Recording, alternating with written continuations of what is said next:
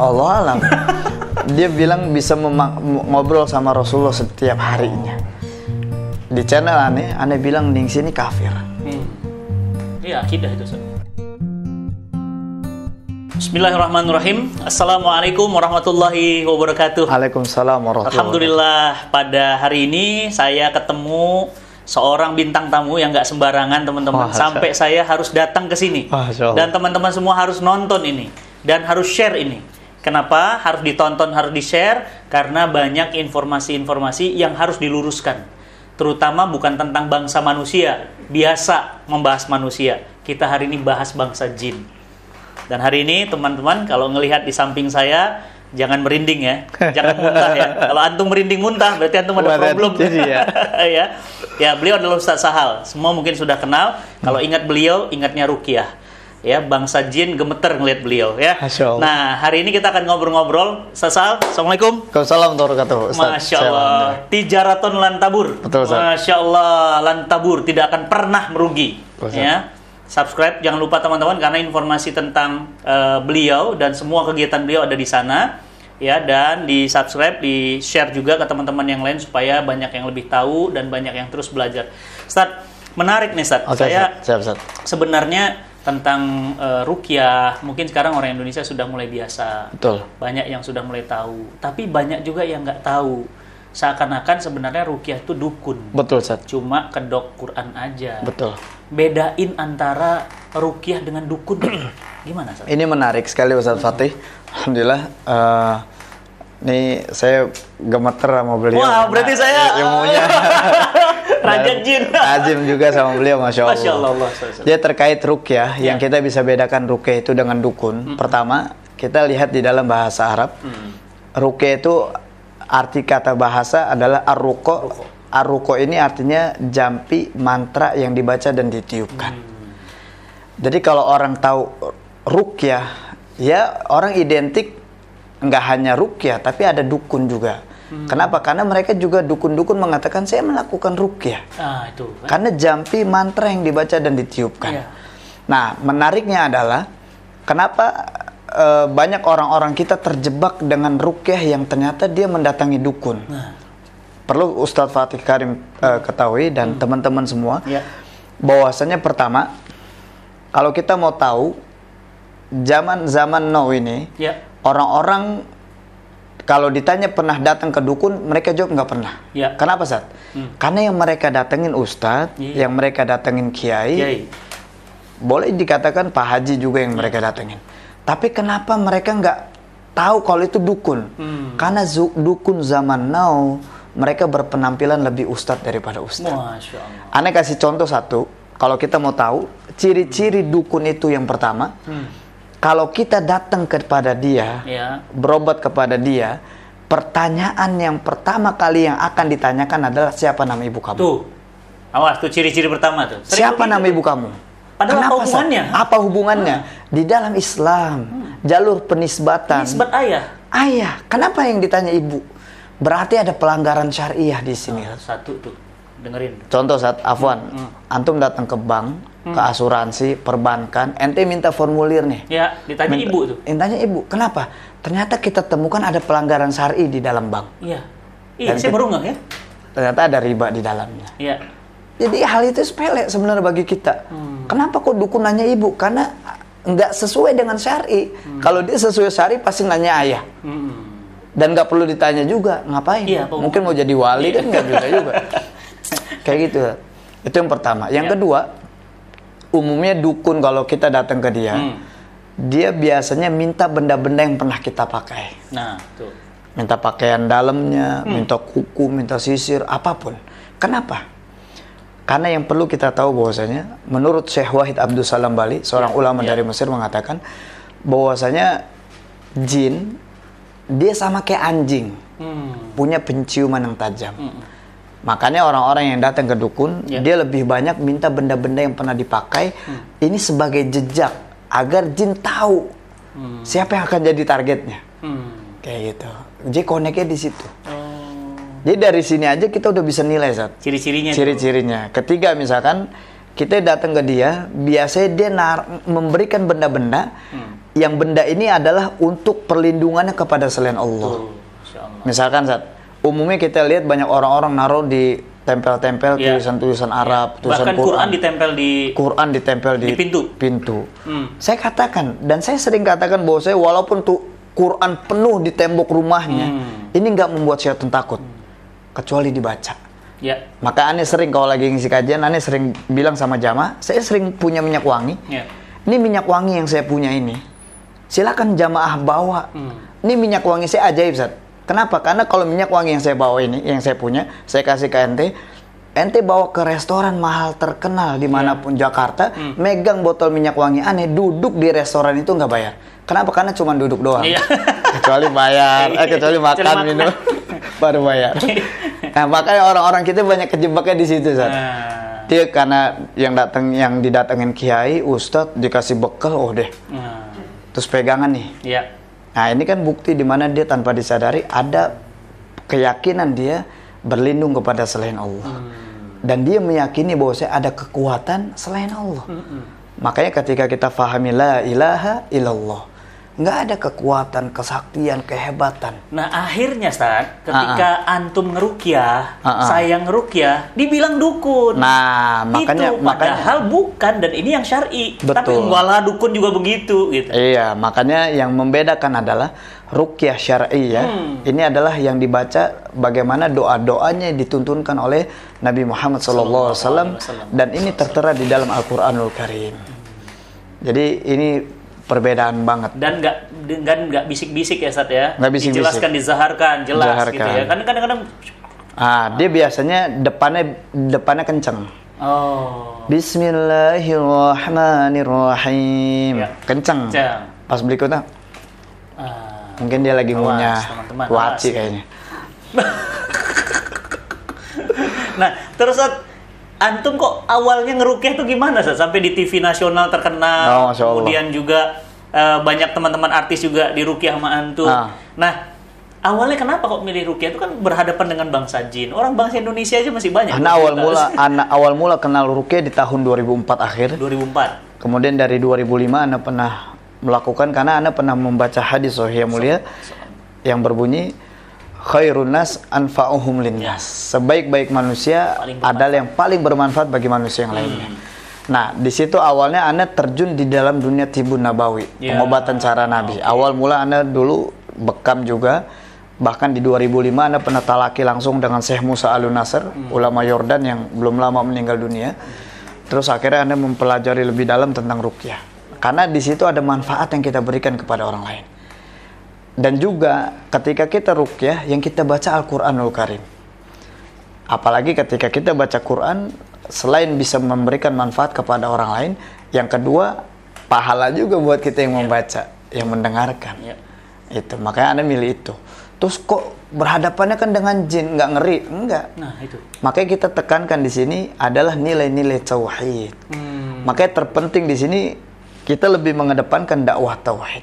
Jadi kalau orang sudah selamat akan dakwah tauhid, sudah faham akan dakwah tauhid, apa itu makna tauhid la ilaha illallah, sehingga dia sudah mulai mengetahui mana yang harus ditakuti, mana yang harus diikuti. Betul.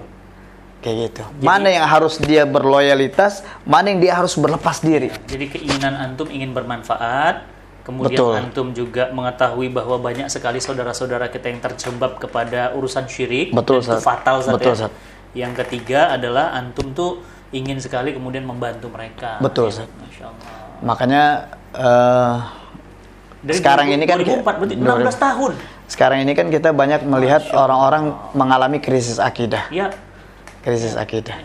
Contoh, di YouTube terakhir aneh ngebongkar tentang Ningsih Tinampi. Nah, tuh. Ningsih nonton? Aneh berharap Ningsih nonton. nonton. Karena waktu di channel aneh dia juga nonton kayaknya. Karena Ningsih Tinampi dengan tegas bilang memanggil malaikat.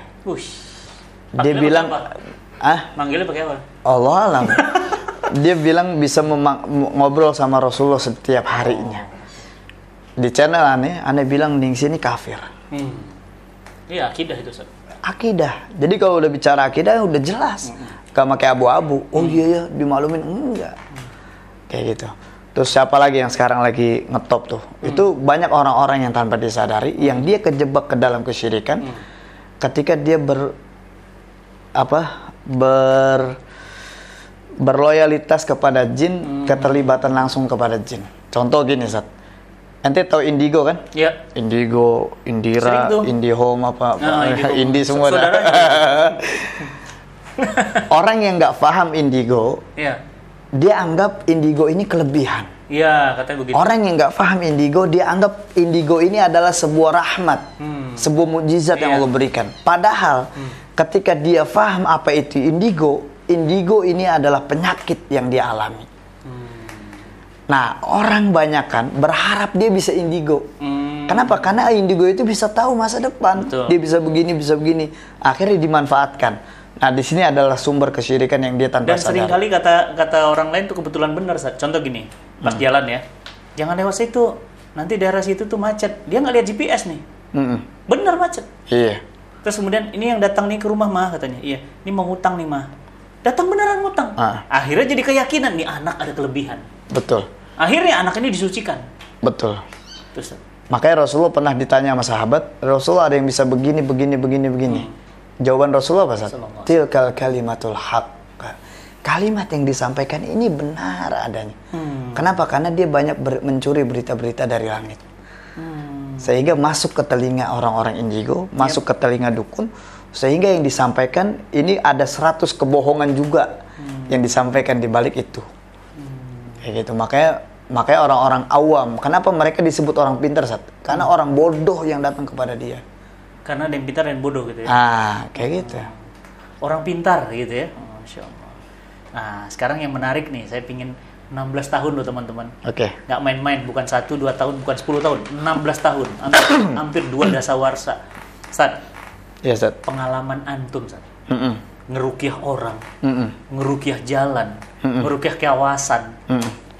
Coba, Sat, cerita, sharing sama teman-teman yang serem-serem yang pernah antum alami yang kayaknya nggak banyak logik gitu. Kita angkat yang orang-orang hafal Quran gimana, Sat?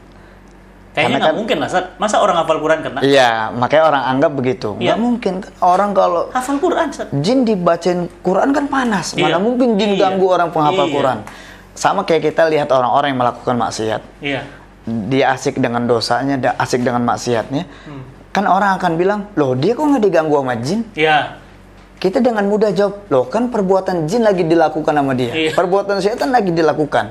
Makanya ketika dia sudah mulai keluar dari zona itu, ketika dia dulu dianggap haram jadah, sekarang dia di atas sejadah, jin bilang, aduh mubin, musuh yang nyata bagi gue. Makanya ketika orang-orang terjun di dalam penghafal Quran, itu kan dia ada peperangan yang sangat luar biasa. Karena itu tadi, dia sudah menyatakan dirinya berperang dan siap menjadi musuhnya bagi mereka yang beriman kepada Allah. Makanya Anda pernah ketika ente tanya pengalaman yang paling mengerikan, Anda ada pengalaman, ada seorang kiai. Ini kiai ini Masya Allah, Sat. 2013 Anda pernah ketemu seorang kiai ini. Kiai ini punya pesantren yang dia di pesantren tersebut muridnya bisa hafal Quran 30 juz tanpa harus menghafal Quran. Wah, ente mau, Zat? Wah. Nggak logik dong. Orang itu pemutkinan bisa setahun lebih. Betul. Ini nggak usah ngafal. Nggak usah ngafal. Tapi hafal. Bisa keren tuh. Hafal tanpa menghafal. Itu mau nggak? Caranya boleh tuh kiainya tadi. Kiainya luar biasa. Jadi cukup cukup bener, Sat. Anda datengin di tahun 2013. Di daerah mana? Ada di daerah Jawa. Jadi cukup memberikan minuman yang kiai ini kasih, orang minum dalam 7 hari hafal Quran. 30 juz. 30 juz. Dan Anda pernah uji santri-santri yang hafal Quran itu, dan Anda sambil lihat, Anda tes hafalannya, subhanallah, gak ada yang hilang sedikit pun. Ya Allah. Dia baca terus. Akhirnya Anda tanya sama kiainya, Pak Kiai, mohon izin, Pak Kiai bisa begini gimana caranya? Ini orang kita banyak kejebak di sini. Kiainya jawab, saya rutin qiyamul lail. Masya Allah. Ada yang salah nggak? Nggak ada yang salah. Bagus dong. Saya sering tahajud di setiap malam, zikir. Saya sering melakukan amalan-amalan sunnah.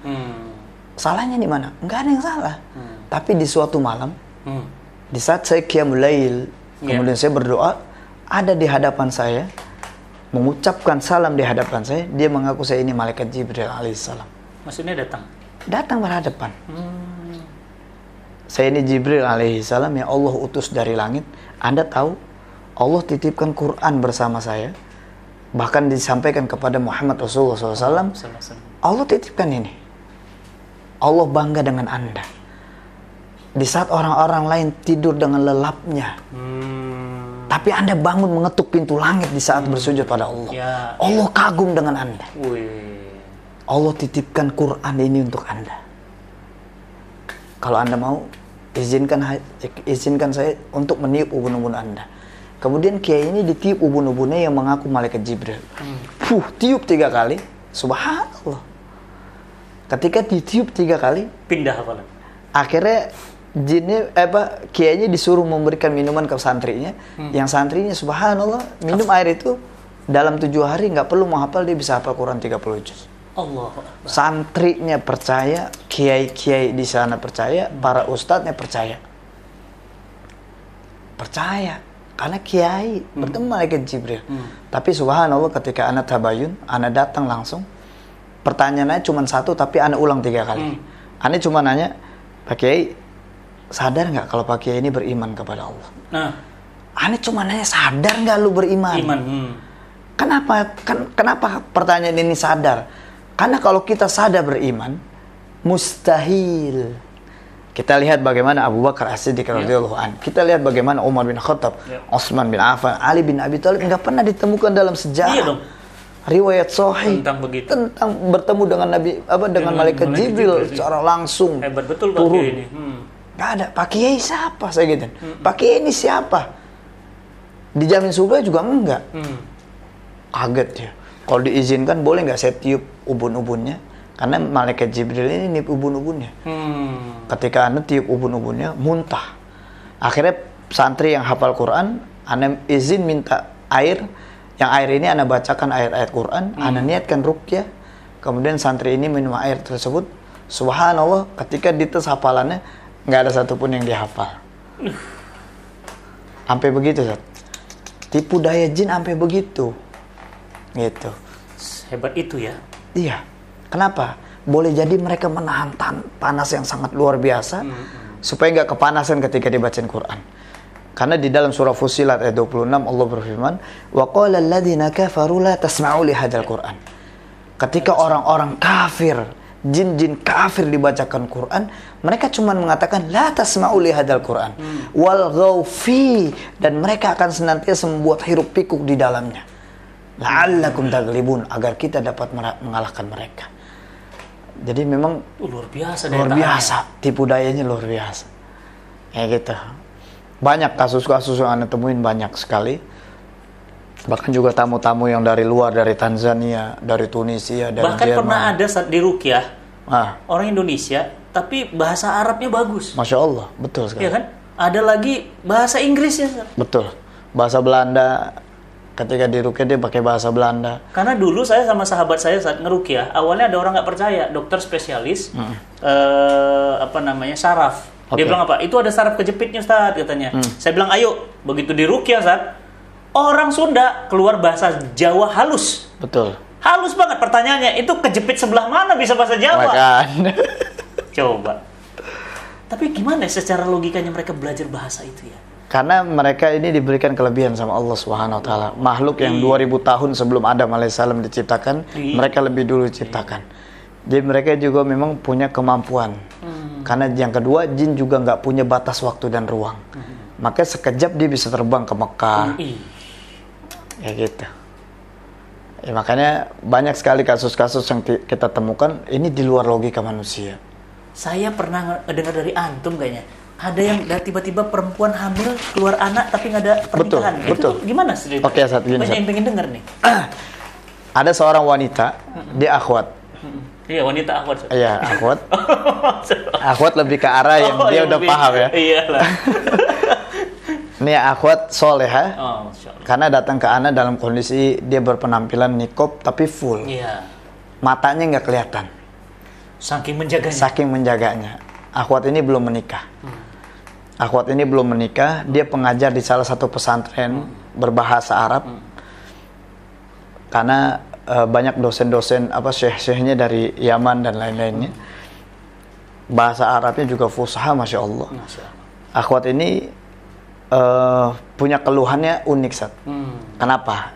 Jadi ceritanya ketika dia belum datang ke rumah, dia selesai ngajar di waktu siang, ngajar di pesantren, dia istirahat, dia memilih istirahat di rumah. Hari itu dia heran kenapa pengen istirahat di rumah. Biasanya kan disiapin tempat, karena pengajar, ustazah. Ketika dia di rumah, siang hari dia tidur dengan deep sleep-nya, bangun di bangunan sama ibunya, dibangunin. Dibangunin, dia bangun. Selesai dia bangun, dia heran, perutnya gendut. Padahal dia belum menikah. Allahu Akbar. Dia kaget, kok perutnya gendut. Ibunya panik. Kenapa, Nak? Enggak tahu nih, perut aku gendut, mah. Nangis. Pastilah, dibangun-bangun kita perutnya gendut, nangis. Ada apa? Panik, keesokannya dia datang ke rumah sakit di USG. Ternyata usia kandungan udah 7 bulan jalan. Lah, proses hamilnya gimana? Makanya. Kalau dia udah nikah, kemudian hamil, Anda bisa bilang berarti suaminya tega menghamili istri sendiri. Kalau dia udah nikah. Kalau dia belum nikah, kita bingung nyalain siapa. Nggak, dan langsung 7 bulan gitu loh? Langsung 7 bulan, makanya. Anda juga nggak ngerti. Terus? Bahkan Anda ceritakan ke teman-teman peruqyah, mereka nggak ngalamin ini. Akhirnya ketika itu, yaudah, memutuskan untuk datang ruqyah ke Ana minta mereka ruqyahnya direkam. Khawatir ada sesuatu yang disampaikan. Subhanallah, benar. Jin dalam tubuhnya berteriak. Ana tanya, "Hei jin, kenapa kamu di dalam tubuh ini?" Saya suka sama wanita ini. Kemudian saya sengaja mengambil, mohon maaf, sperma dari temennya lelaki, seorang ustadz, dan dimasukkan ke dalam tubuh ini. Allahu Akbar. Jadi diambil sperma orang lain, ustadz, dimasukkan ke dalam rahimnya? Iya. Tapi kan ya logika nih ya, logika. Ilmu pengetahuan. Kalau itu kan sperma harus masuk ya, ada spermanya gitu loh. Ya kalau ilmu pengetahuannya sih cloning, model cloning kan. Ya kan sperma itu diambil. Bisa masuk. Dari mana? Itu dia yang kita bingung. Itu dia yang kita nggak ngerti. Tapi subhanallah ketika disebut nama seorang ustadz, akhirnya karena bukti rekaman itu, Ana izin ketemu ustadz itu, Ustadz mau nggak berkenan nggak nikah ini akhwat? Karena nama antum yang disebut dan lain-lain. Ketika nama itu disebut, subhanallah orang ini mau, iya oke, bismillah. Tapi jangan disentuh saat sampai dia melahirkan. Benar, nggak disentuh. Ketika dia melahirkan, apa yang terjadi?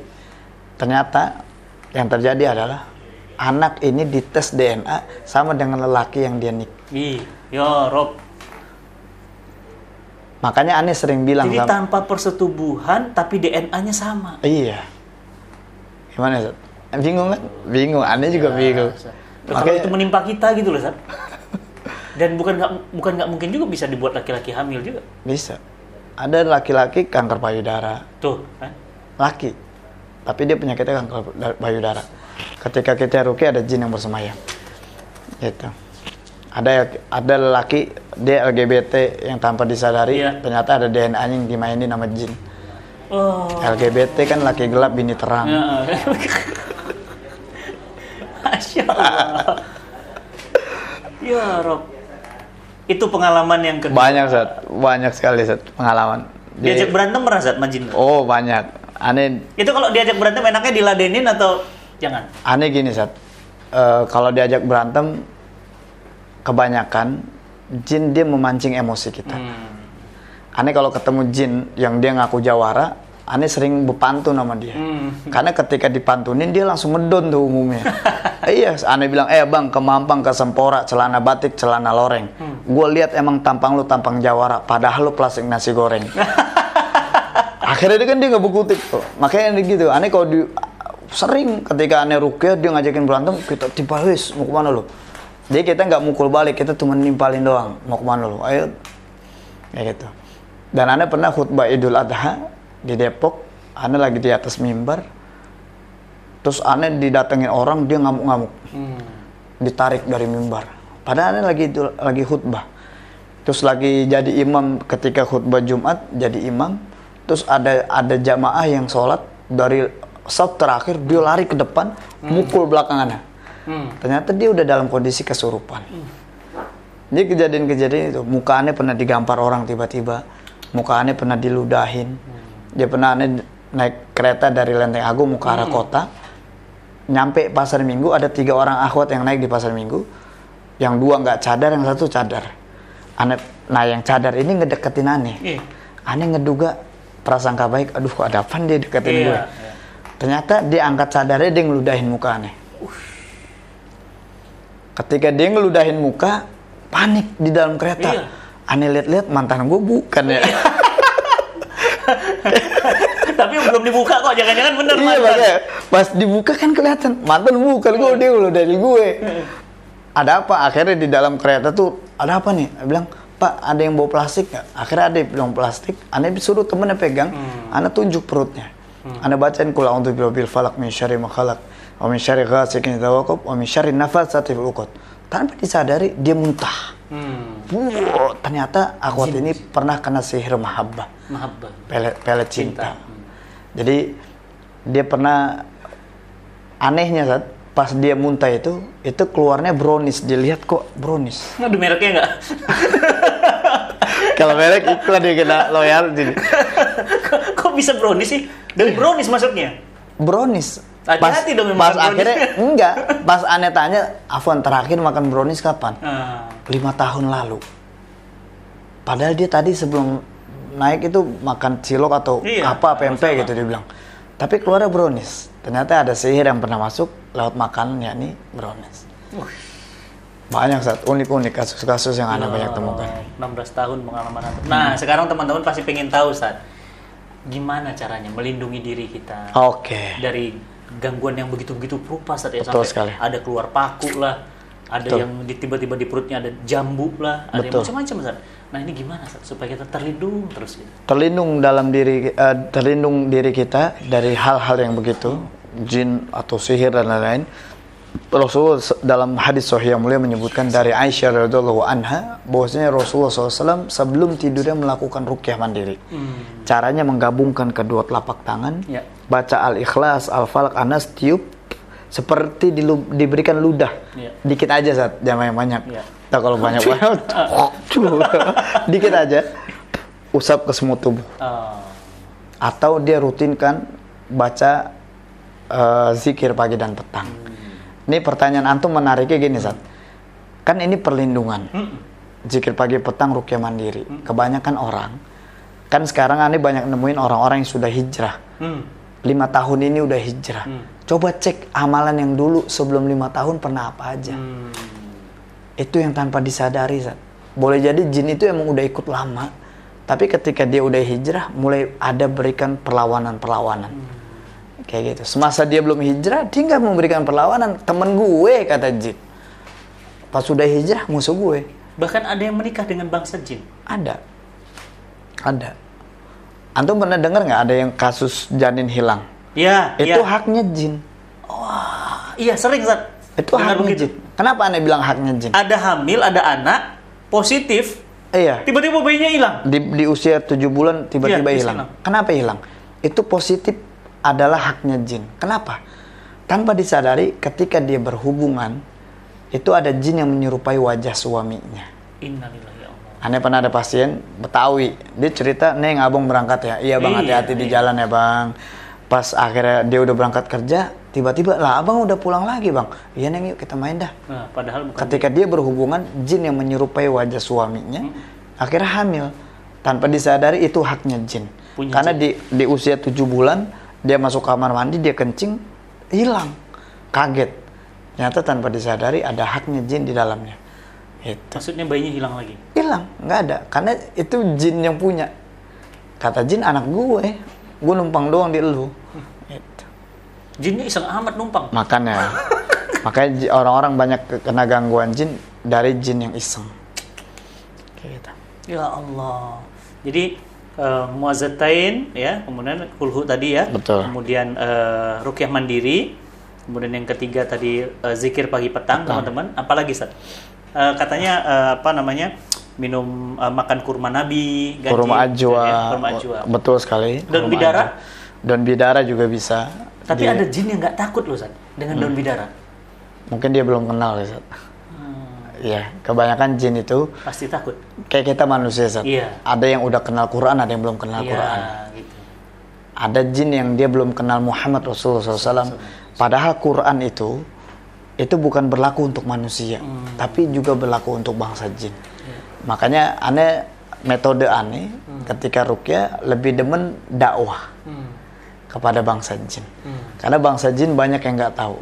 Wallahualam hampir banyak ribuan bangsa jin yang ketika Nabi bimbing syahadat, hijrah ke Mekah, arahkannya hijrah ke Mekah. Kayak gitu. Makanya ya lagi-lagi unik juga kalau bicara kayak gini panjang lebar, Sat. Nah, sekarang Sat, begitu 16 tahun berlalu ini, antum punya rencana besar apa untuk umat Islam di Indonesia? Karena kan ini jumlahnya banyak. Betul. Dan banyak kesyirikan. Betul. Dan apa yang antum harus lakukan nih sekarang, Sat? Oke, makanya yang Ana lakukan sekarang, Ana kan sering memberikan ada kajian-kajian yang Ana gelar, terus lebih mengedepankan pembahasan tentang nilai-nilai tauhid. Iya. Makanya banyak orang kejebak yang tanpa disadari. Bahkan ketika bahas nawaqidul iman, yang membatalkan keimanan, ini banyak orang yang udah lepas imannya. Padahal dia muslim, saya muslim, tapi tanpa disadari dia melakukan hal-hal yang ini melepaskan keimanan. Itu juga mereka nggak sadar. Makanya terus Anda bersama teman-teman memberikan pemahaman-pemahaman nilai-nilai tauhid, karena lagi-lagi kita ini memang sedang mengalami krisis akidah. Makanya ketika kayak di pesantren-pesantren tahfiz Quran yang Anda ajarkan, akhirnya mereka mengajarkan juga, kan ini juga cara-cara terbaik. Berarti TLT TV aktivitasnya itu sekarang? TLT TV aktivitasnya salah satunya itu. Jadi ada kajian-kajian tauhid yang ada di dalamnya. Terus juga ada kajian-kajian tentang praktek-praktek ruqyah dari banyak macam-macam kasus. Antum nggak ada ini nih, Ustaz, training for trainers untuk supaya mencetak para peruqyah? Dulu sering Ana adain. Dulu Ana sering adain. Saat ini belum lagi kan, karena insya Allah. Ya, teman-teman semuanya ini menarik banget, dan saya pingin sekali-kali nemenin beliau nih. Boleh. Ngeruqyah dan diupload di sini.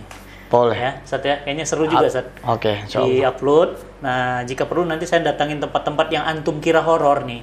Soalnya gini, Ustaz, saya tuh kesel banget sama teman-teman yang sok tahu tentang dunia jin. Datang ke stasiun kereta api, datang ke gedung-gedung tua. Akhirnya apa? Menyembah selain Allah di tempat itu.